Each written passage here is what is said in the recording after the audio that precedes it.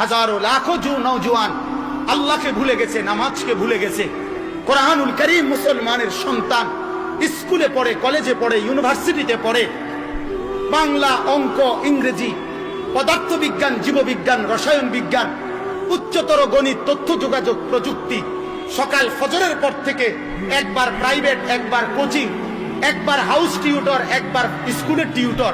কত জাতের, কত রঙের, কত পড়া পড়ে, এত কিছু পড়ে একটা গোল্ডেন এ প্লাসের জন্য, একটা এ প্লাসের জন্য। এক মুসলমানের সন্তান এত কঠিন থেকে কঠিন বিষয় সব কিছু পড়তে পারে, কিন্তু সেই ছেলেটা মেট্রিক পড়ুয়া, ইন্টারমিডিয়েট পড়ুয়া, কলেজ পড়ুয়া, অনার্স পড়ুয়া, মাস্টার্স পাস করা, এমফিল করা, পিএইচডি করা, ডক্টরেট করা, এফসিবিএস করা, এমবিবিএস করা, এফআরসিএস করা, এরকম মুসলমান যদি বলে হুজুর আমি কোরআন পড়তে পারি না, এর চাইতে লজ্জার কথা, এর চাইতে দুঃখের কথা, এর চাইতে অপমানের কথা, এর চাইতে বেইজ্জতির কথা এই আসমানের নিচে জমিনের উপরে আর কিছু হইতে পারে না।